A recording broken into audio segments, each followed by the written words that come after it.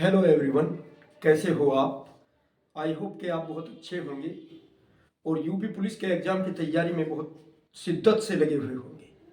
तो जैसे कि आपको आज दिखाई दे रहा है, all type question for UPP.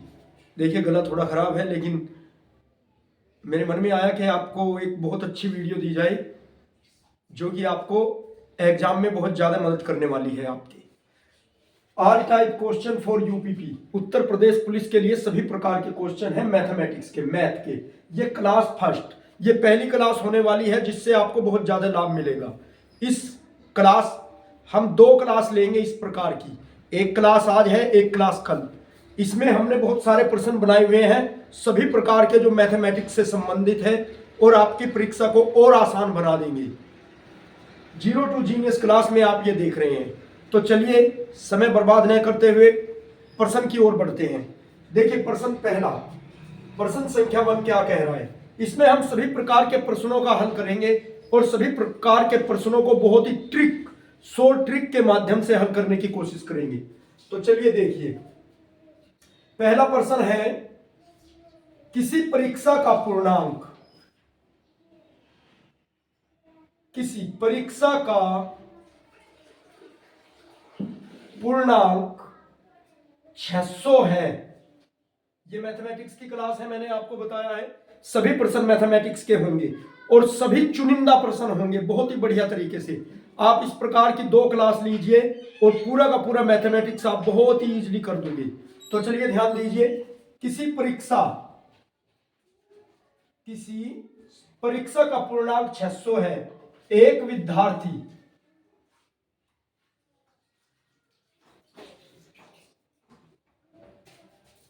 विद्यार्थी ने 480 अंक प्राप्त किए।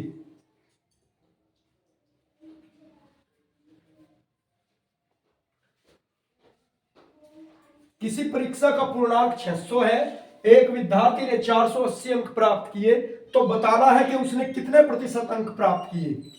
तो उसने कितने प्रतिशत अंक प्राप्त किए।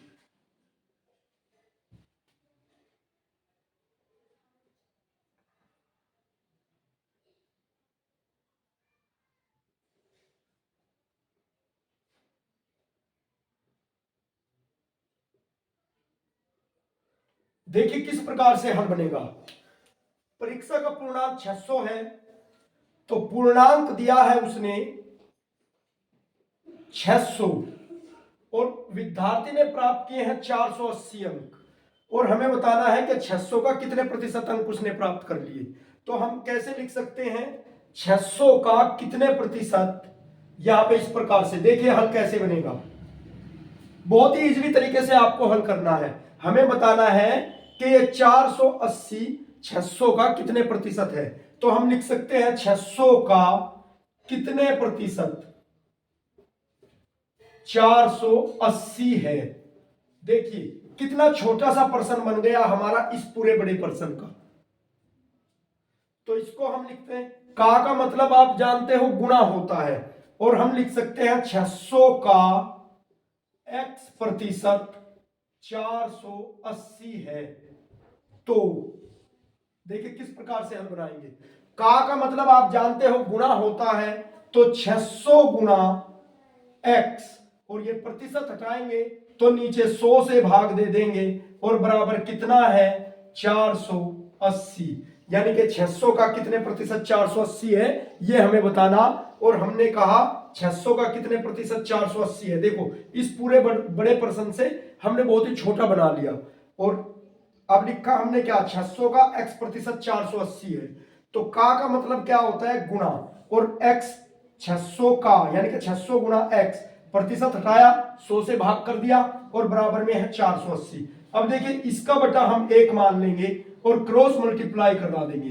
तो 600 गुणा x बराबर 600 गुणा x की 1 में हुई तो ये जो का तो, और 100 की गुणा 480 में हुई तो ये हो गया आपका 48,000।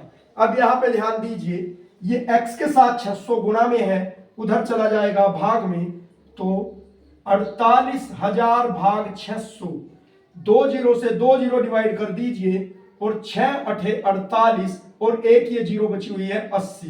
तो x बराबर कितना 80%। तो 600 का 480 कितने प्रतिशत है 80%। तो यहां पे देखिए उसने कितने प्रतिशत अंक प्राप्त किए 80% अंक। विद्यार्थी के कितने प्रतिशत अंक आए 80%। चलिए आप इसका स्क्रीनशॉट लीजिए जल्दी से, आज बहुत सारे क्वेश्चन करेंगे। मैं इसे हटा देता हूं।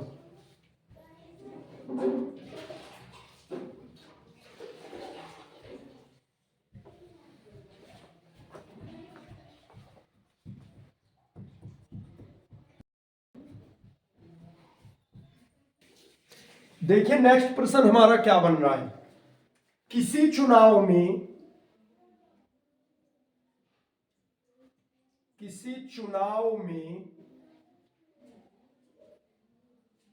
जीतने वाले उम्मीदवार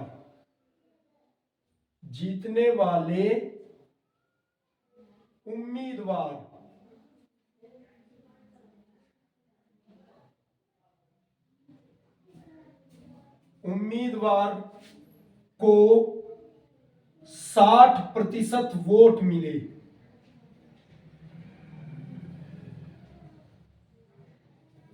किसी चुनाव में जीतने वाले उम्मीदवार को 60% वोट मिले और वह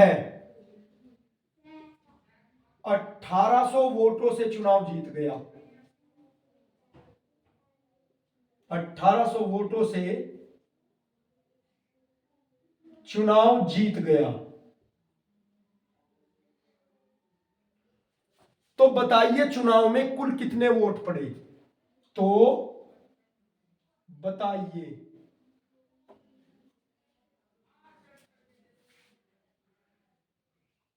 चुनाव में कुल कितने वोट पड़े।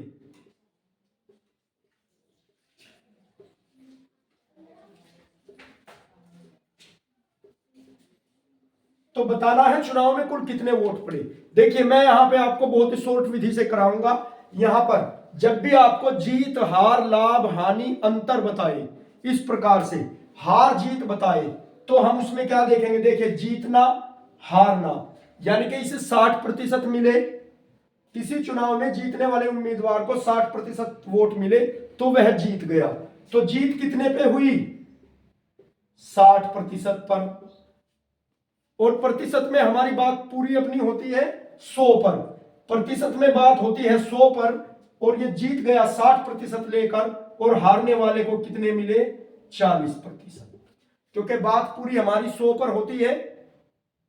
अब इसे 60% मिले तो ये जीत गया और हारने वाले को कितने मिले 40। और दोनों में अंतर कितने का 60 में और 40 में। 60 में और 40 में अंतर है 20 का। और ये 20% कितने के पड़े 1800 के, क्योंकि वह 1800 वोटों से जीता। भाई इसके 40 इसके 40 तो बराबर हो गए और अंतर कितने का बन रहा है इसमें 20 का। और 20% कितने के पड़े 1800 के। तो 20% पड़े 1800 के। तो 1% कितने का पड़ेगा 2 नम 18, यानी कि 1 पड़ेगा 90 का। अब 1 पड़ा 90 का और पूरे 100% कितने के पड़ेंगे 100% पड़ेंगे 90 गुणा 100, यानी कि 9000। तो कितने वोट डले चुनाव में 9000 वोट डले चुनाव में। देखो बहुत ही शॉर्ट ट्रिक से आपके लिए बना दिया। इस प्रकार से प्रश्न आ जाएगा, पूछ लेगा कि कितने वोट पड़े चुनाव में। तो जीत कितने पे हुई 60% पे। तो हारने वाले को कितने मिले 40%, क्योंकि पूरी बात प्रतिशत में हमारी 100 पर होती है। हारने वाले को 40 मिले, जीतने वाले को 60%। और ये अंतर कितने का आ गया दोनों में 20%। और इसने कितने वोट मिले ज्यादा 1800। तो 1800 पड़े 20 के और एक कितने का पड़ा 20 नम्मा 180 और एक ये जीरो हो गया 90। एक पड़े 90 के और बात हमेशा किस पे होती है 100 पर।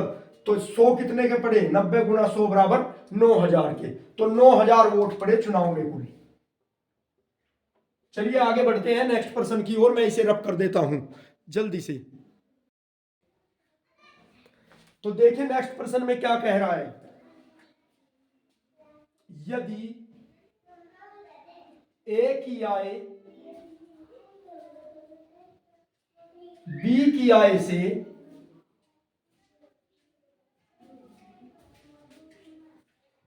20% अधिक है।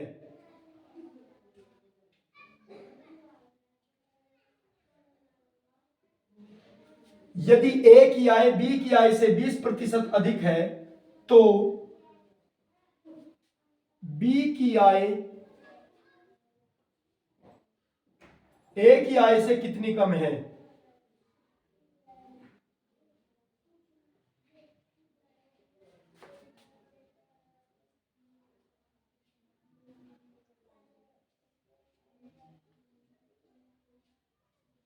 यह बताना है। ए की आय बी की आय से 20% अधिक है तो बी की आय ए की आय से कितना कम है।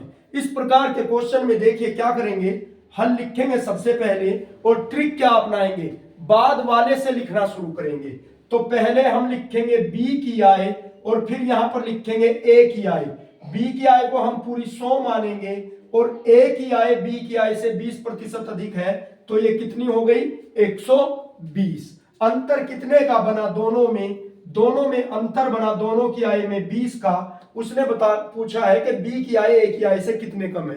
तो अक्सर हमारे विद्यार्थी क्या करते हैं, कह देंगे कि दोनों में 20 का अंतर है तो 20 ज्यादा हो गई या उसकी बी की आय 20 कम हो गई, लेकिन ऐसे नहीं बनना। अब देखिए कैसे बनना है, अंतर पड़ा 20 का और 20 का अंतर कितने पे पड़ा, 120 पर, और गुणा में क्या करेंगे हम 100। तो इसको बताएंगे हम कितने प्रतिशत, तो कितने प्रतिशत कम है। तो चलिए इस प्रकार से, क्योंकि अंतर पड़ा दोनों में 20 का और 20 का अंतर किस पे, 120 पे, और प्रतिशत के लिए 100। यहां पे देखिए एक जीरो से एक जीरो काट दिया और अब इससे 2 ढाई 20 यानी कि 200 हो गया ऊपर और नीचे आ गया 12। तो देखिए 12 से हम 200 को डिवाइड करेंगे, 12 एकम 12, आगे बच गया 8 और 12 छिक 72। अब कितना बच गया, अब फिर से 8 बच गया। अब ये कितना हो गया, 16 सही 8/12। और इसको क्या लिख सकते हैं हम, 4 दूनी 8, 4 तिया 12, या 16 सही 2/3% कम। तो बी की आय ए से 16 सही 2/3% कम है। आपको ऑप्शन में 20 भी दिखाई देगा, आपको 16 सही 2/3 भी दिखाई देगा। तो राइट आंसर क्या है आपका, 16 सही 2/3 कम है। तो चलिए इसका आप स्क्रीनशॉट लीजिए, फिर बढ़ते हैं आगे कुछ यूनिक प्रश्न की ओर। इसी प्रकार से बढ़ते जाएंगे और देखेंगे।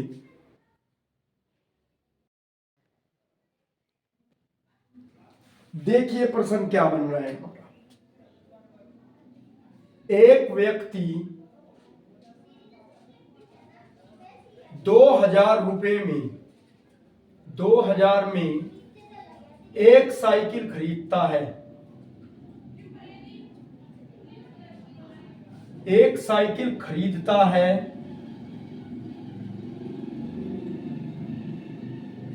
तथा 20% की हानि 20% की हानि पर इसे बेचता है।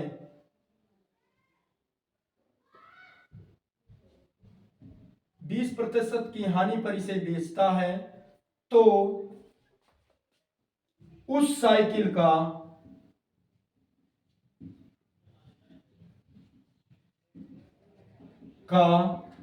विक्रय मूल्य ज्ञात करो। विक्रय मूल्य ज्ञात करो। हमें विक्रय मूल्य ज्ञात करना है। हमें बताना है कि साइकिल को उसने कितने रुपए में बेचा है। तो चलिए देखिए, क्रय मूल्य कितने में खरीदता है। आप जानते हो जिस मूल्य पर कोई चीज खरीदी जाती है उसे क्रय मूल्य कहते हैं और जिस मूल्य पर कोई वस्तु बेची जाती है उसे विक्रय मूल्य कहते हैं। तो यहां पर खरीदा गया मूल्य कितना है, क्रय मूल्य। तो क्रय मूल्य यहां पर है साइकिल का 2000 रुपए। और मैं आपको बता दूं, हमें लाभ हो चाहे हानि हो, वो हमेशा क्रय मूल्य पर होती है। और 2000 रुपए, और उसने कहा 20% की हानि। कितने प्रतिशत की हानि, 20% की हानि। तो आप देखिए, हमने कहा जब भी प्रतिशत की बात आएगी अपनी बात 100 पर होगी, प्रतिशत की बात आते ही अपनी बात 100 पर होगी। उसने कहा 100 में से 20% की हानि, हानि के लिए मैं माइनस दिखा रहा हूं, तो कहां पहुंच गए हम? 80% पर। 100 में से 20% की हानि हुई तो कितने पर पहुंचे? 80% पर। हमें बताना है साइकिल का विक्रय मूल्य। तो विक्रय मूल्य, विक्रय मूल्य, तो मूल्य ज्ञात करना है। 100 में 20% की हानि, हम पहुंच गए 80 पर, तो 80 गुना क्रय मूल्य कितना था? 2000 रुपए, और जब इसका प्रतिशत हटा दिया तो इसके बटे में आ गया 100। अब इन 2 जीरो से ये 2 जीरो कट गई, और 8 दूनी 16, और एक ये 2 जीरो, तो विक्रय मूल्य कितना आ गया? 1600 रुपए। तो ये आ गया इस साइकिल का विक्रय मूल्य। तो कितने में बेची उसने? 1600 रुपए। 20% की हानि होते ही 2000 किस में बदल गया? 1600 रुपए में बदल गया। चलिए देख लेते हैं इसी प्रकार से नेक्स्ट पर्सन क्या कह रहा है। इसका स्क्रीनशॉट ले लीजिए आप जल्दी से।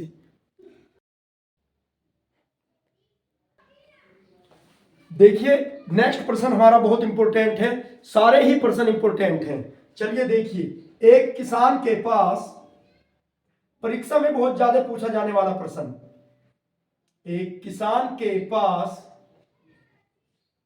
कुछ गायें व कुछ मुर्गे हैं।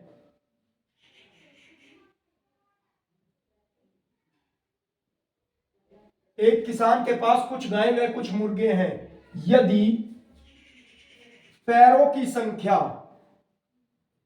पैरों की संख्या 120 व सिरों की संख्या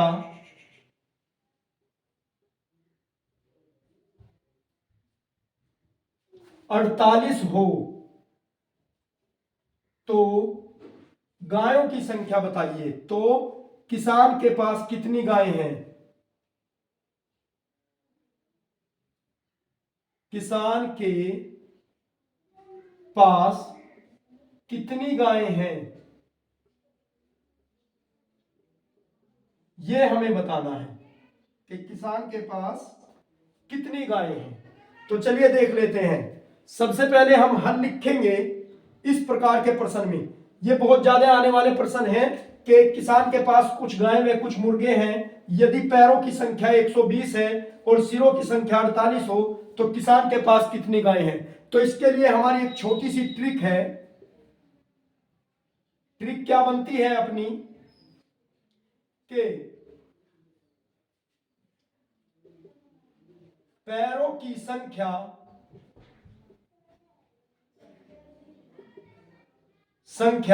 बटे 2 और माइनस सिरों की संख्या। तो ये ट्रिक हमको फॉलो करनी है। पैरों की संख्या बटे 2 माइनस सिरों की संख्या। तो यहां पे देखिए पैरों की संख्या कितनी है? 120 है, इसको 2 से भाग देंगे, और सिरों की संख्या कितनी है? 48 है। तो चलिए 2 से 120 को भाग दिया तो हमारा आ गया 60, और अब क्या करेंगे? 60 माइनस 48 बचेंगे 12। तो ये 12 क्या है? गायों की संख्या। तो 12 गायें। तो किसान के पास कितनी गायें हैं? किसान के पास 12 गायें हैं। कितनी गायें हैं? 12 गायें। और कुल सिर कितने थे? 48। तो 12 हो गई गायें। अगर मुर्गों की संख्या पूछे तो कितनी होगी? अब 36 मुर्गे बचेगा। तो इस प्रकार से ये आपका प्रश्न हो गया। देखिए आपने कितनी जल्दी से इसका आंसर निकाला। चलिए इसका स्क्रीनशॉट ले लीजिए और बढ़ते हैं इसी प्रकार से अन्य प्रश्नों की ओर।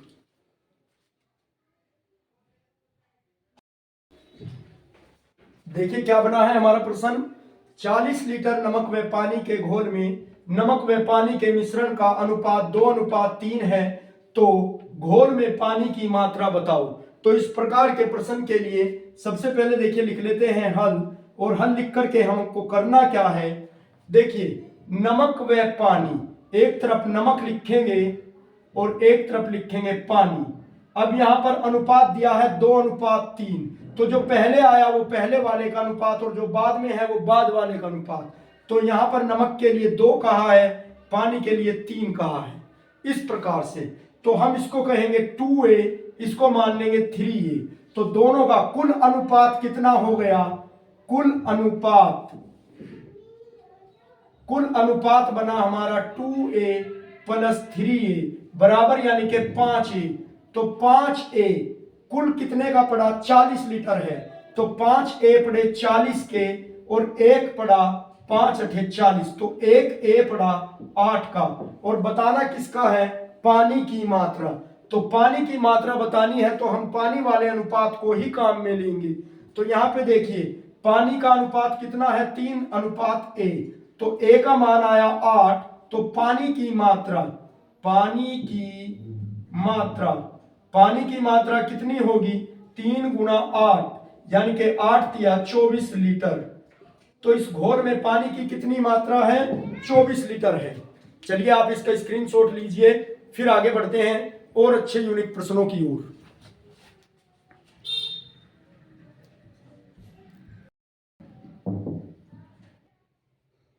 देखिए नेक्स्ट प्रश्न हमारा क्या बना हुआ है।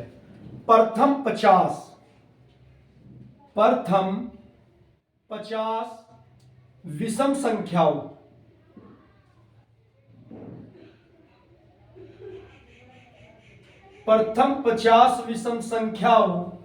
का औसत ज्ञात करो। प्रथम 50 विषम संख्याओं का औसत। देखिए सबसे पहले मैं आपको बताने जा रहा हूं कि यदि सम संख्याओं का औसत पूछे, सम संख्याओं का औसत,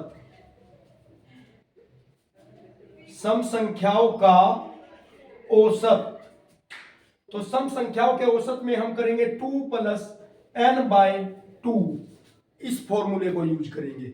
और यदि विषम का पूछे, विषम संख्याओं का औसत,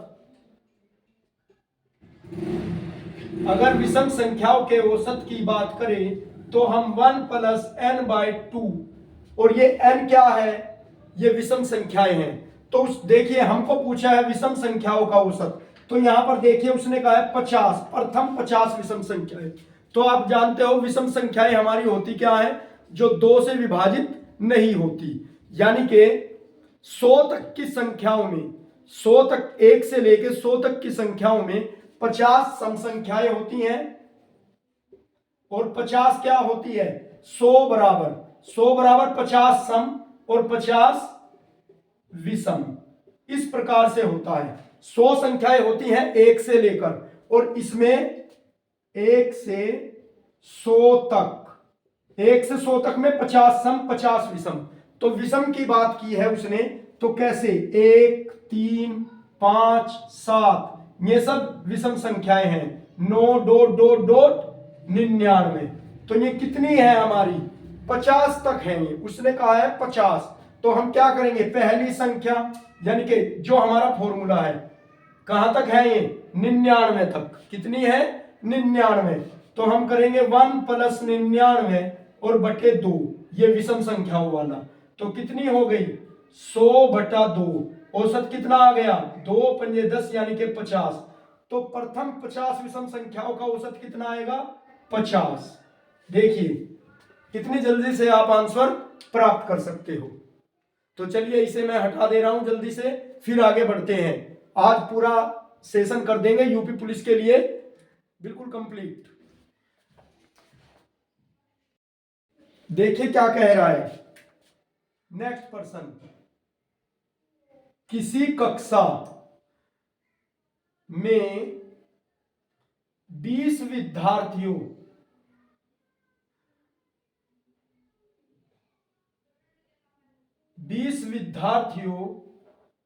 का औसत भार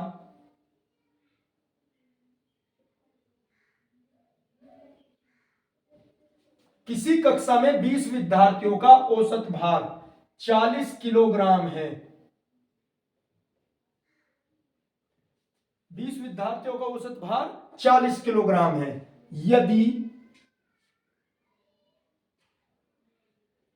प्रत्येक विद्यार्थी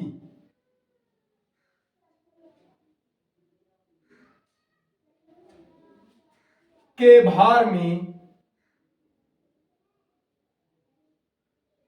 5 किलोग्राम की वृद्धि की जाए। 5 किलोग्राम भार, 5 किलोग्राम भार की वृद्धि की जाए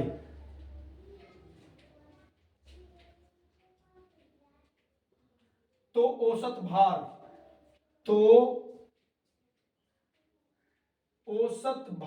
होगा।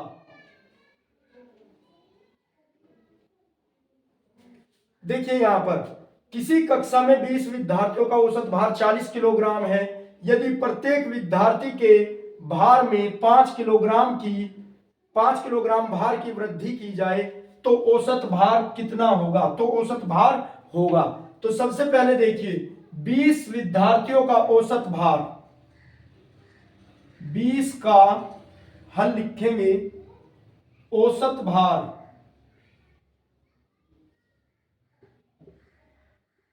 बराबर 40 किलोग्राम। 20 विद्यार्थियों का औसत भार कितना? 40 किलोग्राम। 20 का औसत भार कितना आ गया? 40 किलोग्राम। और 5 किलोग्राम की वृद्धि, प्रत्येक के भार में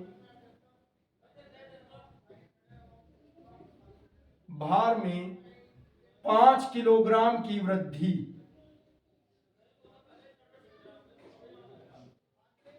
तो प्रत्येक के भार में कितने किलोग्राम की वृद्धि हो गई? 5 किलोग्राम की वृद्धि हो गई। तो औसत भार कितना हो जाएगा? तो टोटल औसत कितना आ जाएगा भैया? 40 प्लस 5 बराबर 45 किलोग्राम।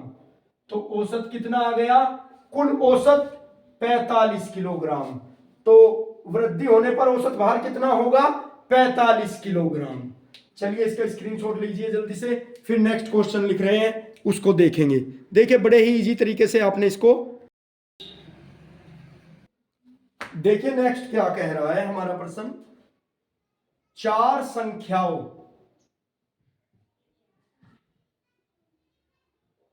का औसत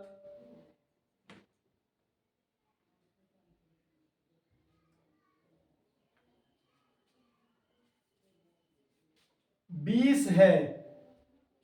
4 संख्याओं का औसत 20 है तथा 3 संख्याओं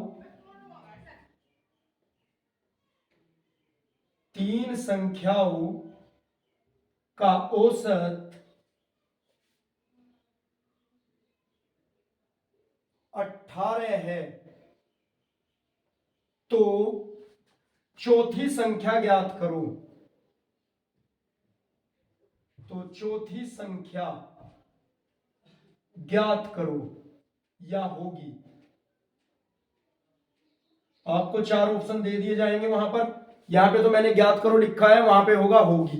तो देखिए सबसे पहले हल किस प्रकार बनाएंगे। 4 संख्याओं का औसत कितना दिया है?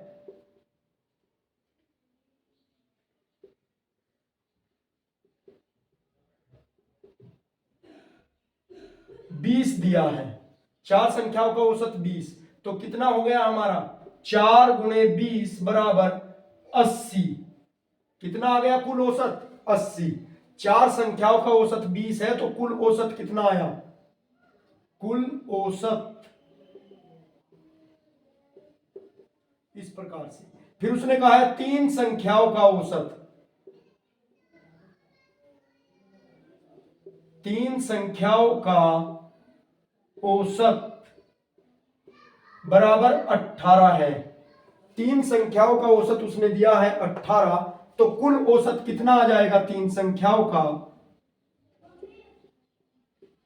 कुल औसत बराबर 3 गुणे 18, यानी कि 18 तिया 54। और यहां से हमें बताना है चौथी संख्या। देखिए 3 संख्याओं का औसत 18 और 3 संख्याओं का कुल औसत कितना बना? 54। और 4 संख्याओं का औसत 20 और कुल औसत कितना बना? 80। तो इसमें से हम इसे घटा देंगे। देखिए यहां पर 10 में से 4 घटाएंगे तो 6, यानी कि कुल औसत में से कुल औसत को माइनस कर देंगे। यहां पे रह गया 7, 7 में से 5 घटाएंगे 20। तो चौथी संख्या क्या आ गई हमारी? चौथी संख्या बराबर आ गई 26। ये आपका आंसर आ गया। देखिए कितनी जल्दी से, कितने आसान तरीके से आपने वो अपना आंसर प्राप्त कर लिया है। इस प्रकार से आपने चौथी संख्या ज्ञात कर ली है। चलिए बढ़ते हैं नेक्स्ट प्रश्न की ओर। इसका आप स्क्रीनशॉट ले लीजिए।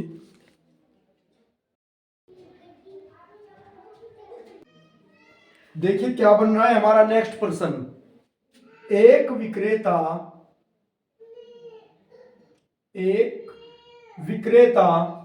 15% की हानि पर 15% की हानि पर एक वस्तु बेचता है। एक वस्तु बेचता है यदि वस्तु का मूल्य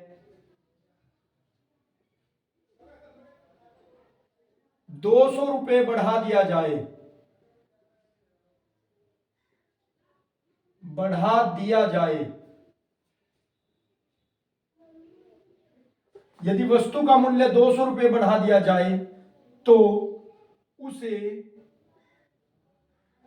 5% का लाभ होता है। तो वस्तु का विक्रय मूल्य ज्ञात करो।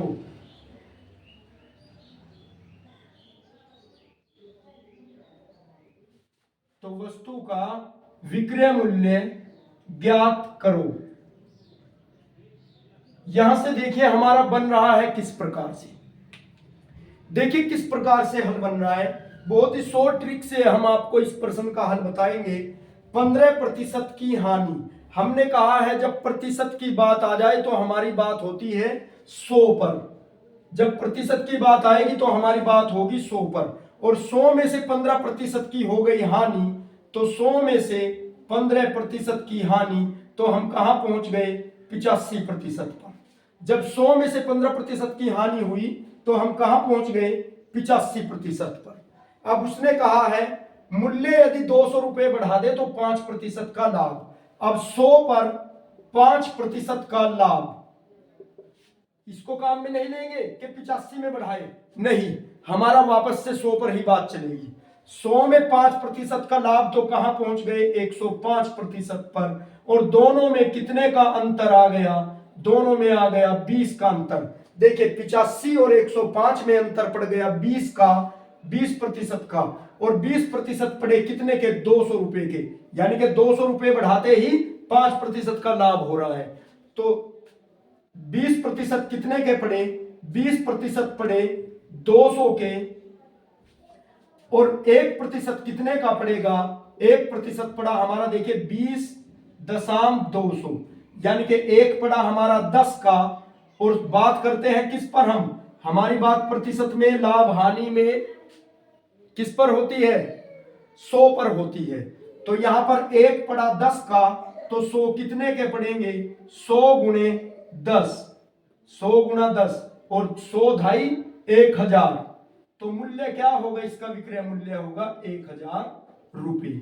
इस प्रकार से आप अपने उत्तर को बहुत ही इजीली फाइंड अप कर सकते हो, बहुत ही आसानी से प्राप्त कर सकते हो। चलिए आप इसका स्क्रीनशॉट ले लीजिए। फिर बढ़ते हैं इसी प्रकार से आगे कुछ और प्रश्नों की ओर।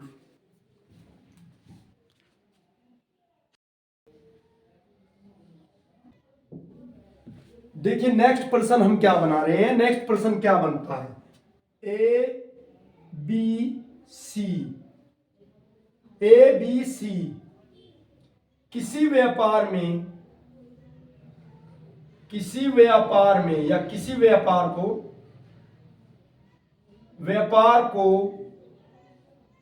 2400 रुपए, 3600 रुपए व 7200 रुपए, व 7200 रुपए लगाकर शुरू करते हैं।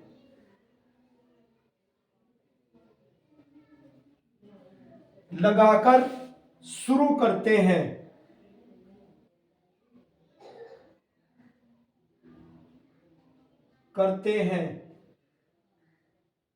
और वर्ष के अंत में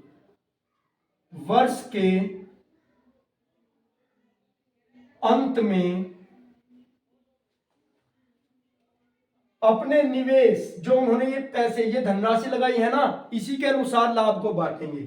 वर्ष के अंत में अपने निवेश के अनुसार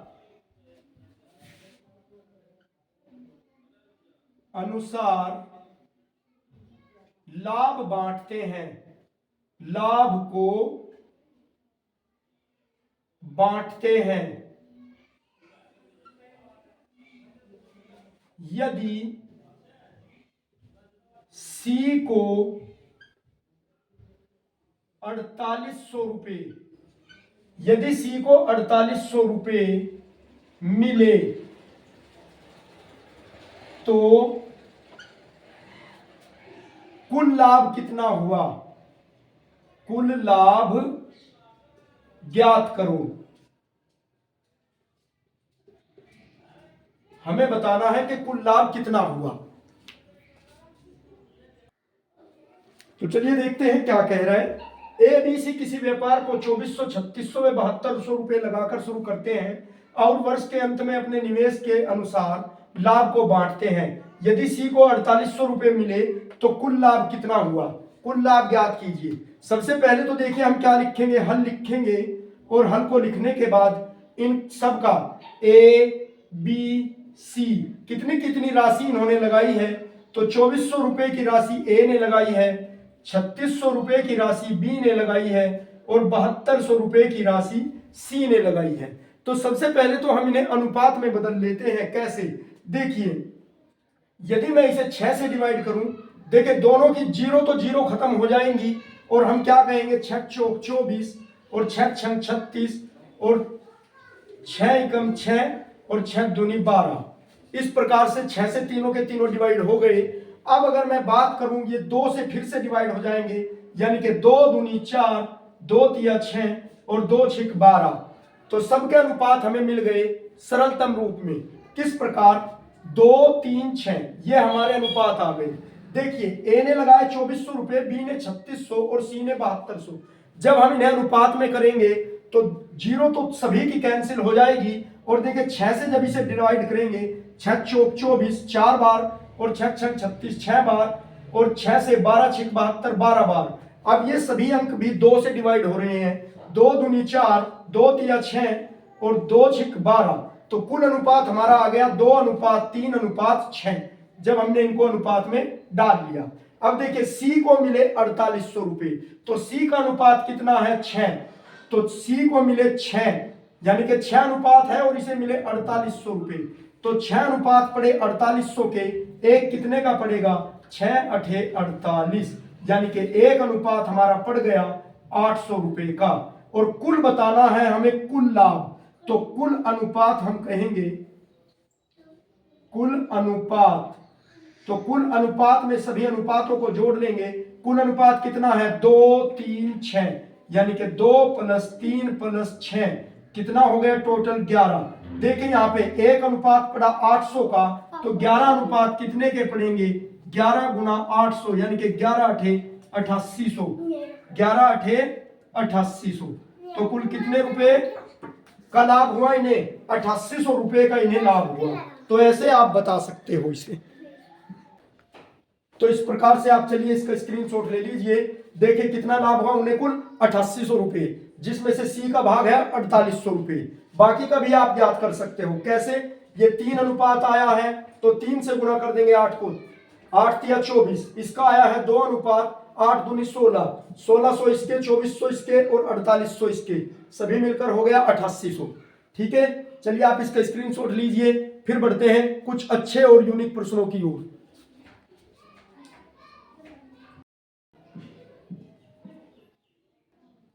देखिए नेक्स्ट प्रश्न देख लेते हैं। ए बी सी ने मिलकर एक व्यापार शुरू किया।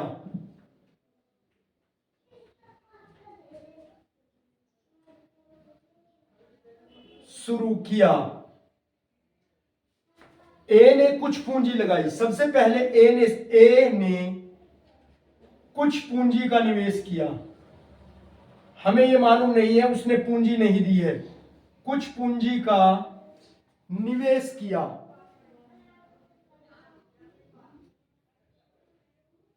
ए ने कुछ पूंजी का निवेश किया। फिर ए के 6 माह बाद बी ने ए से दुगनी पूंजी का निवेश किया। ए से दुगनी पूंजी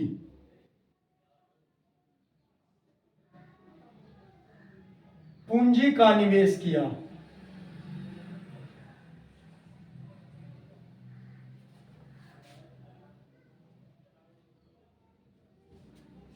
फिर इसके बाद किया। फिर सी ने 8 माह बाद ए के 8 माह बाद फिर सी ने, या 8 माह कह लीजिए, 8 माह बाद ए से तिगुनी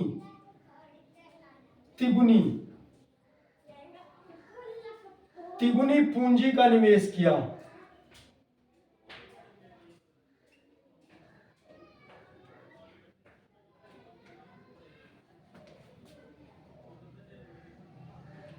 तिगुनी पूंजी का निवेश किया, ठीक है। और वर्ष के अंत में, और वर्ष के अंत में 36,000 का लाभ हुआ।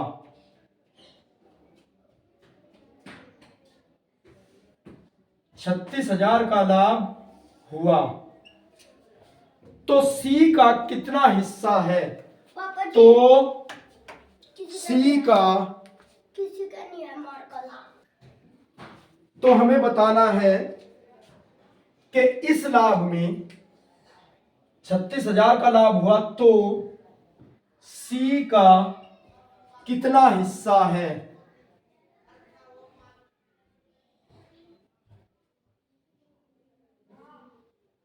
हमें सी का हिस्सा बताना है कितना है। देखिए, 3 मित्रों ने कुछ पूंजी लगाकर एक व्यापार शुरू किया। सबसे पहले ए ने कुछ पूंजी लगाई, फिर बी ने ए से दुगनी पूंजी लगाई 6 माह के बाद, फिर सी ने 8 माह के बाद ए से 3 गुनी पूंजी लगाई, और वर्ष के अंत में लाभ हुआ 36,000। तो सी का हिस्सा कितना होगा ये बताना है। तो चलिए, बहुत ही आसान और शॉर्ट ट्रिक से इसको हल करते हैं। देखिए क्या बनती है हमारी ट्रिक। हल लिखेंगे, कहेंगे माना ए ने आर पूंजी लगाई, आर फॉर रेट, रुपए। ए ने आर पूंजी लगाई, आर पूंजी लगाई या निवेश किया। तो जब ए ने आर पूंजी लगाई, कितने दिन? देखिए, 6 महीने बाद इसने, और 8 माह बाद इसने, और वर्ष के अंत में, यानी कि 1 साल के लिए उन्होंने धन लगाया, और इनकी वैल्यू महीनों में दी गई है, 6 महीने, 8 महीने। तो हम ए को भी महीनों में बना लेंगे। एक वर्ष में कितने महीने होते हैं? एक वर्ष में 12 महीने होते हैं, और इसकी ये आर राशि 12 महीने के लिए लगी। तो ए की 12 गुणा आर, यानी कि कितना आ गया ए का धनराशि? 12 गुणा आर, यानी कि चलिए यहां पर ही लिख के दिखा देता हूं, 12 गुणे आर ए की राशि। अब बी ने, यानी कि 12 महीने तक लगी इसकी आर राशि, आर पूंजी, और बी ने 6 महीने बाद, तो वर्ष में आगे कितने महीने बचे? 6 महीने। तो बी ने 6 महीने के लिए इससे दुगना, यानी कि 2R। बी ने, देखिए यहां पर, बी ने ए से दुगनी पूंजी, तो जब इसने आर लगाई तो इसने 2R लगाई। कितने समय के लिए? 6 महीने के लिए। अब आती है बारी सी की। सी ने 8 माह बाद, यानी कि 8 महीने बाद अब साल में आगे कितने महीने बचे? 4 महीने। तो सी ने लगाई 4 महीने के लिए किससे? ए से 3 गुनी पूंजी यानी कि 3R। इस प्रकार से अब देखिए अनुपात क्या बन गया, 12 एकम 12, 12R, और ये 6 दूनी 12, ये भी 12R, और 4 तिया 12, ये भी 12R। तो अनुपात कितना आ गया? 1:1:1। और कुल लाभ कितना है? कुल लाभ है वर्ष के अंत में 36,000। कितना है? 36,000। और कुल अनुपात कितना आया है? कुल अनुपात बराबर कुल लाभ। कुल अनुपात बराबर कुल लाभ। तो कुल अनुपात कितना? 1:1:1। तो सभी को जोड़ लेंगे 1+1+1 और बराबर में 36,000 यानी कि कुल लाभ। अब देखिए ये हो गया 3 और ये पड़े कितने के? 3 अनुपात पड़े 36,000 के। तो एक कितने का पड़ गया? 1 अनुपात पड़ गया 12,000 का। जब 1 अनुपात 12 का पड़ा और सी के पास कितने अनुपात है? तो सी का अनुपात है 1। तो 1 गुना 12,000 और कितने मिले सी को? 12,000। तो सी को कितनी धनराशि मिलेगी? 12,000। देखिए कितनी आसानी से आपने यहां पे इसको ज्ञात कर लिया है। चलिए मैं इसको हटा देता हूं, आप इसके स्क्रीनशॉट ले लीजिए, फिर बढ़ते हैं आगे। देखिए क्या बन रहा है नेक्स्ट प्रश्न। राम ने कुछ धनराशि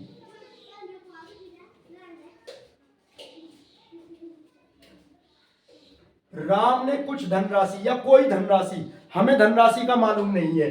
राम ने कुछ धनराशि 8% की वार्षिक ब्याज दर से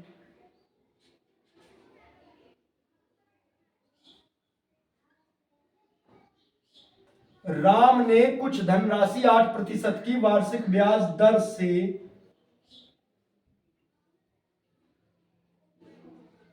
उधार दी। यदि ब्याज दर 11% होती, यानी कि पहले थी 8% और यदि 11% होती तो क्या होता? यदि 11% होती तो 360 रुपए अधिक ब्याज मिलता।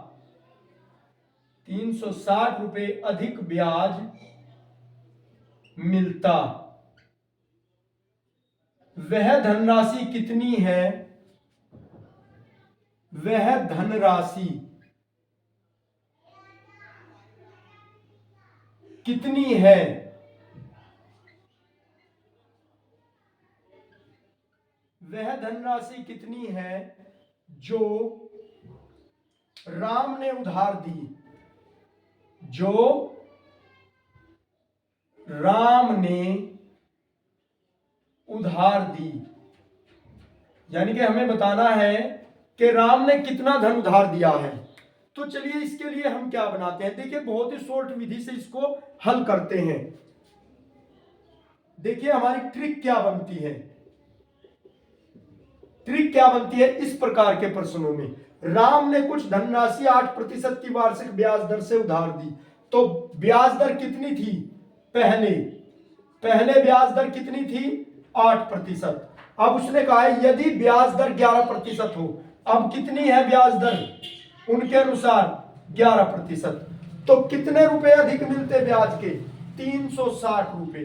तो कितने रुपए मिलते अधिक? 360। तो 8 और 11 में अंतर पड़ गया 3 का, और 3 का अंतर कितने रुपए लेके आया? 3 का अंतर लेके आया 360 रुपए अधिक ब्याज के। यानी कि दर यदि 3% बढ़ जाए तो 360 रुपए अधिक मिलते हैं। तो 3 का अंतर लेके आया 360 रुपए, और एक कितने का पड़ेगा? एक पड़ेगा 120 का। देखिए 12 तिया 36 और एक ये 0, तो एक पड़ा 120 का। और हमारी बात किस पर होती है? 100 पर होती है। तो 100 कितने के पड़ेंगे कुल धनराशि में? तो 100 पड़ेंगे 120 गुना 100 यानी कि 12,000 के। तो वह धनराशि क्या है जिस पर 360 रुपए अधिक ब्याज मिलेगा? 12,000 रुपए है जो राम ने उधार दे रखी है। तो यह आपको बहुत अच्छे से समझ आ गया होगा। चलिए आप इसका स्क्रीनशॉट ले लीजिए, फिर बढ़ते हैं कुछ और प्रश्नों की ओर। चलिए देखिए नेक्स्ट प्रश्न क्या कह रहा है। साधारण ब्याज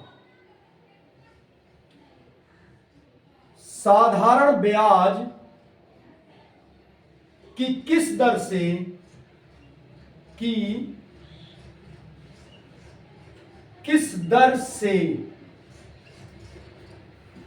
किसी धन का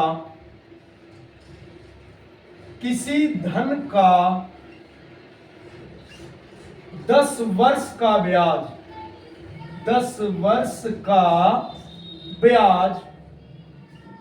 उस धन का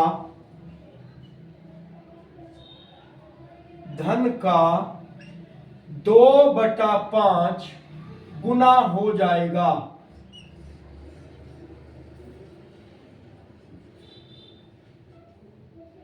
देखिए आपसे क्या पूछा गया है, बहुत ही बढ़िया प्रश्न है।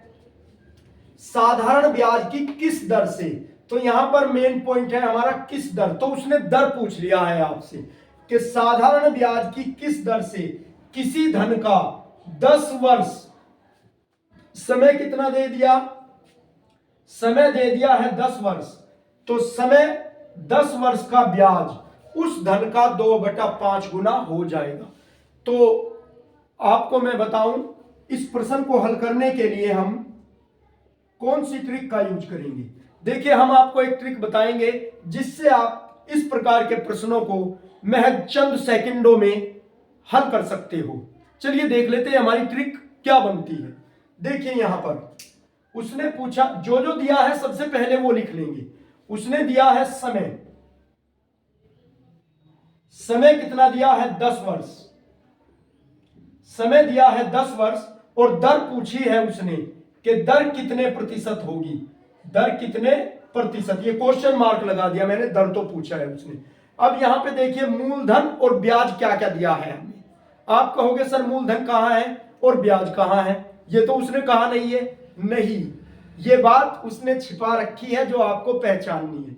उसने कहा है 10 वर्ष का ब्याज उस धन का 2/5 गुना हो जाएगा। तो जो पहले आ रहा है तो उसकी बात पहले करेंगे और जो बाद में आया है उसकी बात बाद में। अब ये पहले और बाद की बात देख लीजिए है क्या। उसने कहा है ब्याज, उसने कहा है 2/5, तो ब्याज हो गया हमारा, ब्याज की बात पहले की है तो ब्याज बराबर हो गया 2, और फिर कहा है धन, और धन कितना हो गया हमारा? धन बराबर हो गया हमारा 5। जो नीचे आया वो बाद वाला, जो ऊपर है वो पहले वाला। ठीक है। अब देखिए आप जानते हो हमारा होता क्या है फॉर्मूला, कि साधारण ब्याज बराबर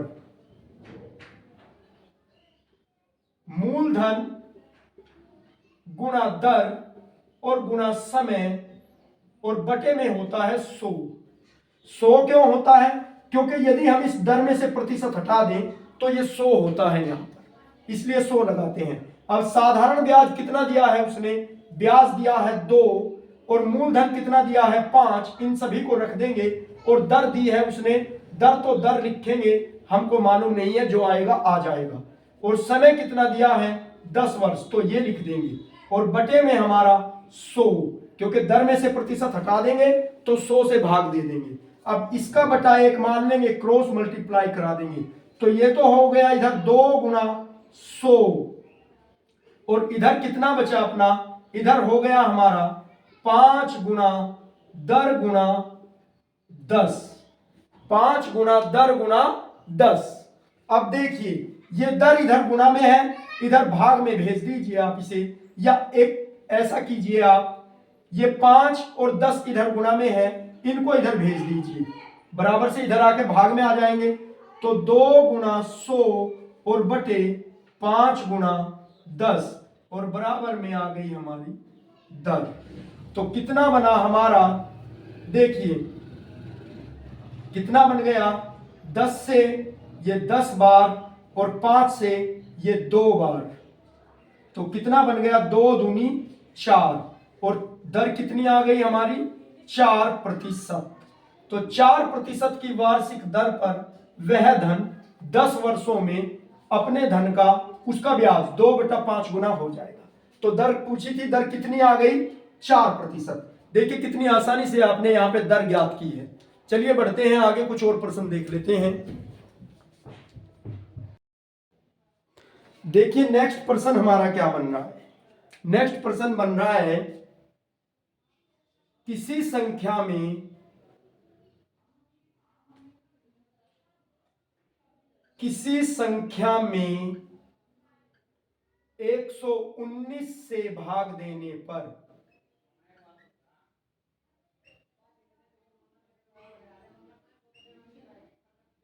किसी संख्या में 119 से भाग देने पर 19 शेष फल बचता है या 19 शेष बचता है।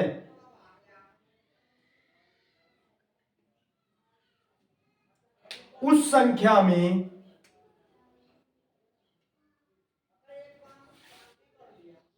उस संख्या में 17 से भाग देने पर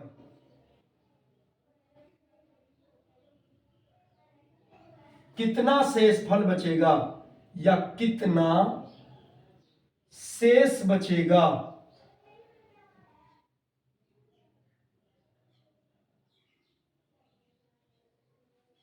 किसी संख्या में 119 से भाग देने पर 19 शेष बचता है, उस संख्या में 17 से भाग देने पर कितना शेष बचेगा। तो चलिए देख लेते हैं हल। इसके लिए देखिए हमारी क्या ट्रिक है। जब भी वो इस प्रकार का प्रश्न देगा, देखिए यहां पर 119 से भाग देने पर 19 शेष बचता है, और यहां पे यदि आप 17 से 119 को भाग दो तो 119 17 से पूरा पूरा विभाजित हो जाता है। 17 सत्ते 119, इस प्रकार से। तो 17 से 119 पूरा भाग हो जाता है। तो आपको करना क्या है इस प्रकार के प्रश्नों में, तो आपको शेष फल को ही भाग दे देना है। जो इसका शेष फल आया है, शेष फल, यह आपकी ट्रिक है, शेष फल को भाग देना है।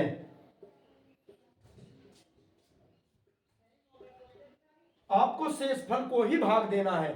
जिससे भी वो भाग देने को कह रहा है, आप उस संख्या से उस शेष फल को भाग दे दीजिए जो पहली संख्या से भाग करके आया है। तो 119 से किसी संख्या को भाग करके क्या आया है, शेष फल आया है 19, और इस 19 को भाग देने को वो किससे कह रहा है, उस संख्या में 17 से भाग देने पर। तो हम इसमें भाग किससे देंगे, 17 से। तो 19 को आप 17 से भाग देंगे तो आपका कितना बचेगा, आपका आ जाएगा 17 एकम 17, और बचेगा 2 शेष। देखिए यहां पे भाग दे के देख लीजिए, 17 एकम 17, और ये बच गया 2 शेष फल। तो कितना शेष बचेगा 17 से भाग देने पर, 2 शेष बचेगा, 2 शेष फल बचेगा। देखिए महज 1-2 सेकंड का सवाल है, आपको कंफ्यूज नहीं करेगा एग्जामिनर। आपकी वो बुद्धिमत्ता की परीक्षा ले रहा है कि आपकी बुद्धि किस प्रकार से कुशाग्र है, छोटी बातों की पकड़ है या नहीं है। इस प्रकार से देखिए, किसी संख्या में 119 से भाग देने पर 19 शेष बचता है, उस संख्या में 17 से भाग देने पर कितना शेष बचेगा। तो आपको देखना है, देखिए हमारा 17 119 को पूरी तरह विभाजित कर रहा है। तो अब हम जो 119 से भाग देने पर 19 शेष फल बचता है, तो हम शेष फल को ही भाग देंगे।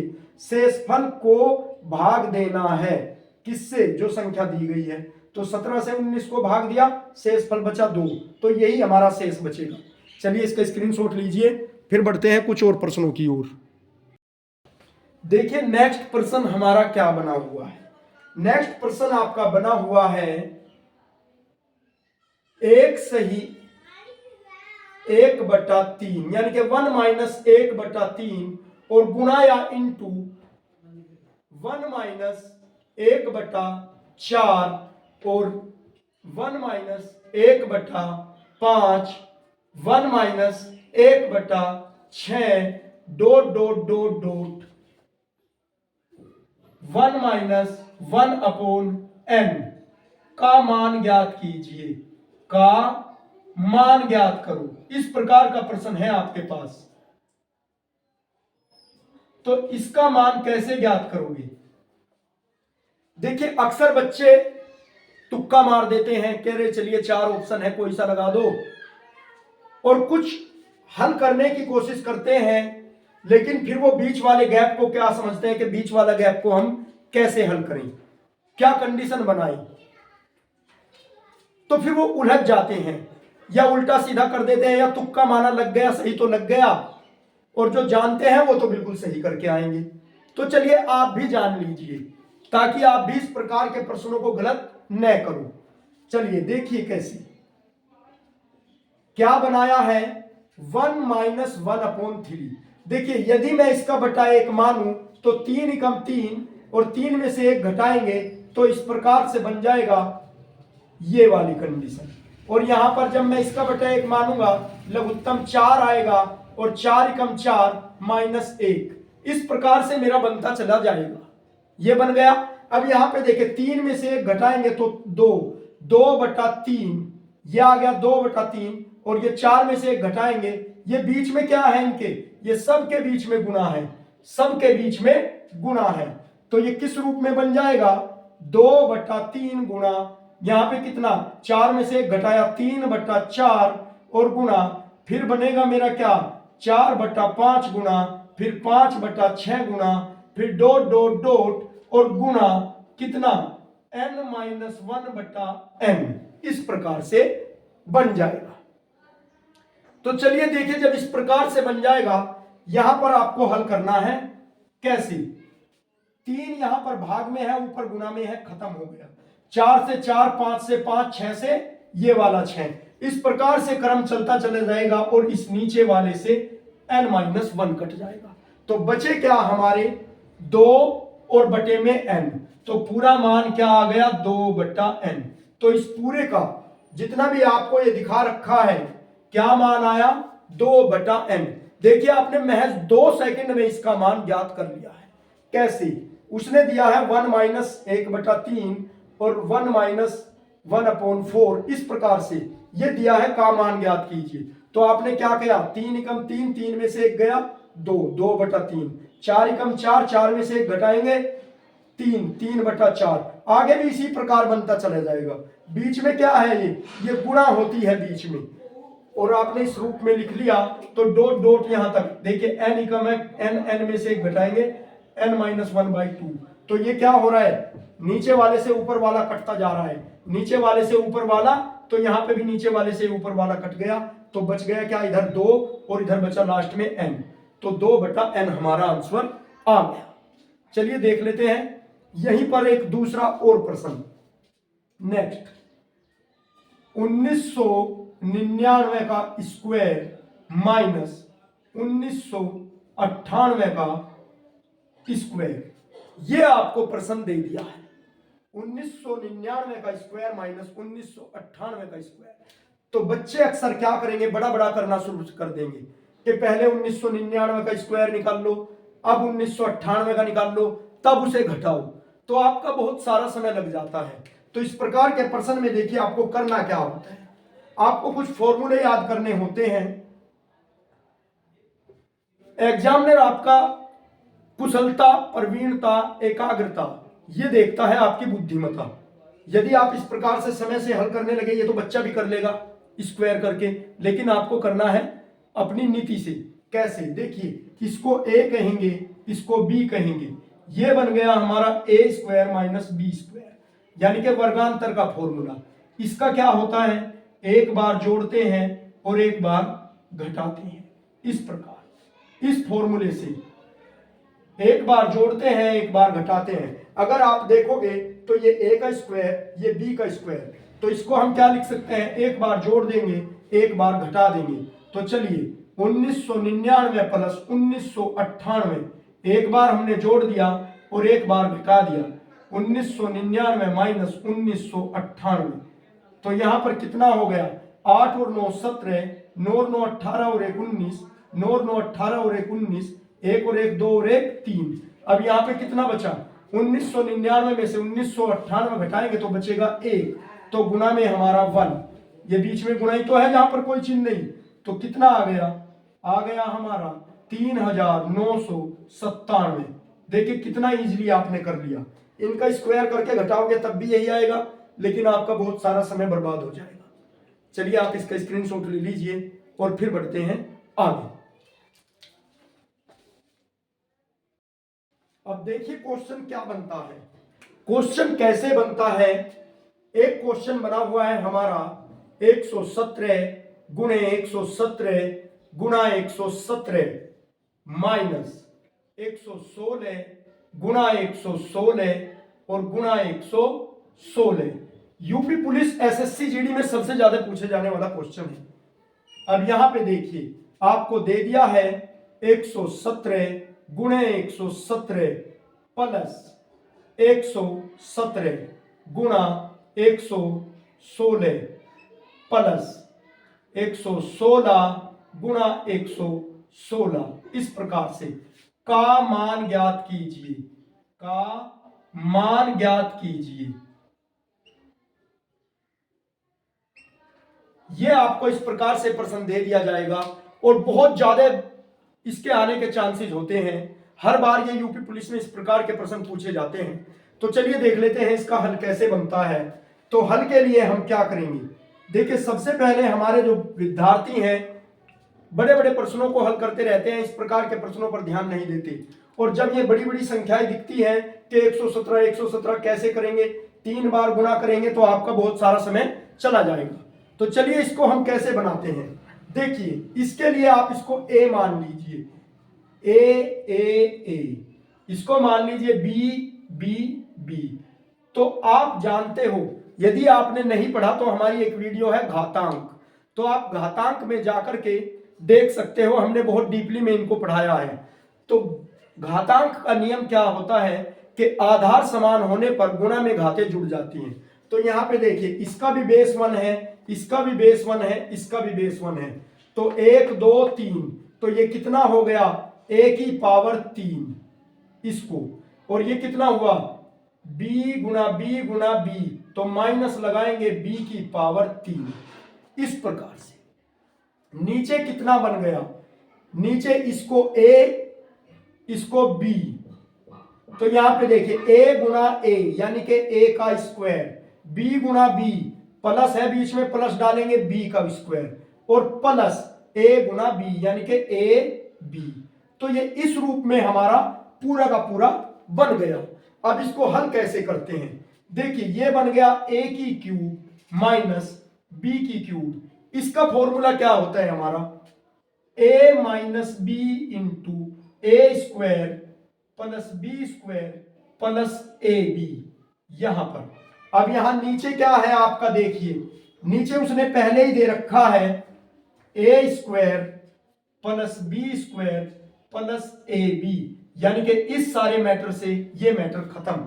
आपका बच गया क्या, बस a माइनस बी, ये बच गया, यानी कि बचा क्या 117 माइनस 116 और बराबर में आ गया 1। देखिए कितने इजी तरीके से आपने बता दिया आंसर, कितना आ गया 117 में से 116 को जब हमने माइनस करा तो आ गया हमारा आंसर 1। देखिए 1 सेकंड का सवाल है, गुणा भाग में उलझ जाओगे जब आप 2 से 3 बार प्रैक्टिस करोगे तो सीधा सीधा कह दोगे काट के कि हमें मालूम है इसका आंसर 1 है। तो चलिए इसका स्क्रीनशॉट आप लीजिए, फिर बढ़ते हैं नेक्स्ट पर्सन की ओर। ये यूपी पुलिस की मैराथन क्लास है, क्लास फर्स्ट है, जिसमें हमने बहुत सारे टॉपिकों से क्वेश्चन डाले हैं। इसमें प्रतिशतता, लाभ हानि, ब्याज, अनुपात, समानुपात, औसत और आपके संख्या पद्धति और आपके सरलीकरण, बहुत सारे अध्यायों में से इसमें क्वेश्चन डाले गए हैं। और 2 क्लास और बनानी है, 2 वीडियो, जिसमें आपको पूरा का पूरा मैथ बिल्कुल सॉल्यूशन दे दिया जाएगा और आपको ये एग्जाम में बहुत ज्यादा लाभ देने वाले हैं। देखिए नेक्स्ट पर्सन क्या बना रहे हैं। नेक्स्ट पर्सन हमारा बन रहा है कि 4 अंकों की बड़ी से बड़ी संख्या ज्ञात कीजिए। 4 अंकों की बड़ी से बड़ी संख्या ज्ञात करो। बड़ी से बड़ी संख्या ज्ञात करो।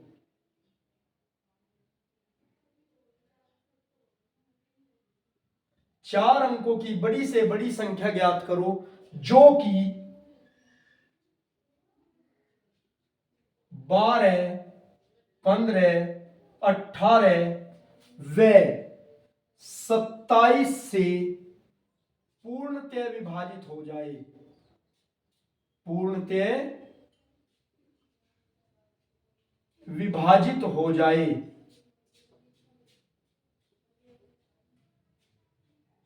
तो आपको करना क्या है ज्ञात कि 4 अंकों की बड़ी से बड़ी संख्या ज्ञात करनी है जो 12 से 15 से 18 से व 27 से पूर्ण रूप से विभाजित हो जाए।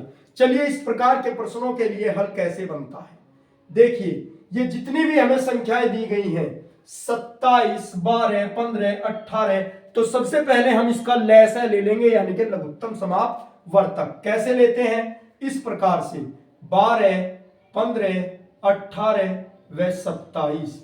तो चलिए सबसे पहले हम 2 से डिवाइड करते हैं। 2 छिके 12, 15 में नहीं चलेगा ये जो का त्यों, और 2 नम 18 और 27 भी जो का त्यों। अब फिर से 2 से चलाएंगे, 2 तिया 6, अब 15 जो का त्यों, और 9 भी ऐसे ही, और 27 भी। अब चलाएंगे 3 से, 3 एकम 3, 3 पंजे 15, 3 तिये 9 और 3 नम 27। अब फिर से 3 से डिवाइड करेंगे, 5 जो का तो 3 एकम 3 और 3 तिये 9। अब फिर से 3 से डिवाइड करेंगे, 1, 5, 1 और 3 एकम 3 बन जा 3 यानी कि 3 एकम 3। तो चलिए 5 से फिर से डिवाइड करेंगे, 1, 1, 1। ये तब तक डिवाइड करते हैं जब तक हमारा नीचे 1 न आ जाए यानी कि 1, 1 न आ जाए। तो देखिए 5 एकम 5। अब हमारे क्या बना लघुत्तम समापवर्तक? ये जितने भी दिए हैं सबकी गुणा कर लेते हैं। तो 2 गुणा 2 गुणा 3 गुणा 3 गुणा 3 गुणा 5, ये होता है हमारा लघुत्तम समापवर्तक। तो 2 दूनी 4 तिया 12, 12 तिया 36 और 36 तिया 118 और 118 पंजे 540 यानी कि 18 पंजे 540 आ गया इस प्रकार से। तो कितना आ गया गुणा करके हमारा 540। लघुत्तम समापवर्तक कितना आया है? 540। और हमें ज्ञात क्या करनी है? 4 अंकों की बड़ी से बड़ी संख्या जो कि इन सबसे विभाजित हो जाए। अब आप बताइए 4 अंकों की बड़ी से बड़ी सबसे बड़ी संख्या कौन सी होती है? तो 4 अंकों की सबसे बड़ी संख्या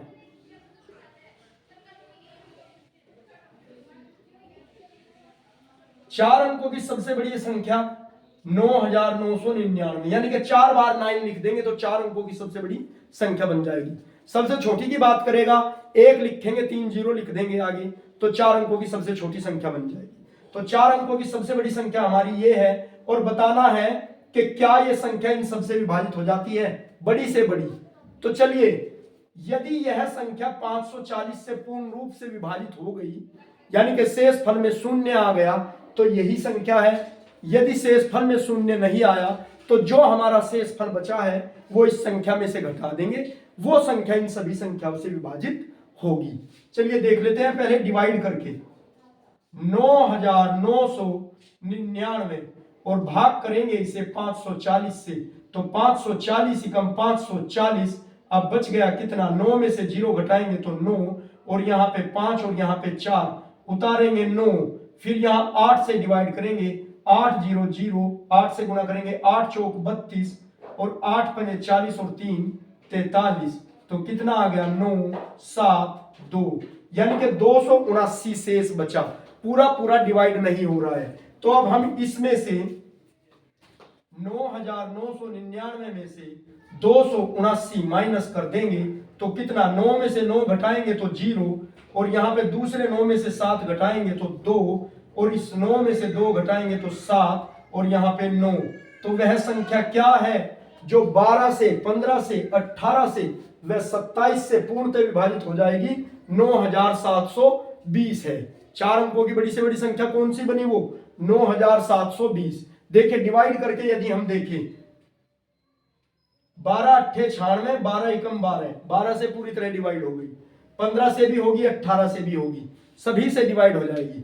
तो वह संख्या क्या आ गई हमारी 9720।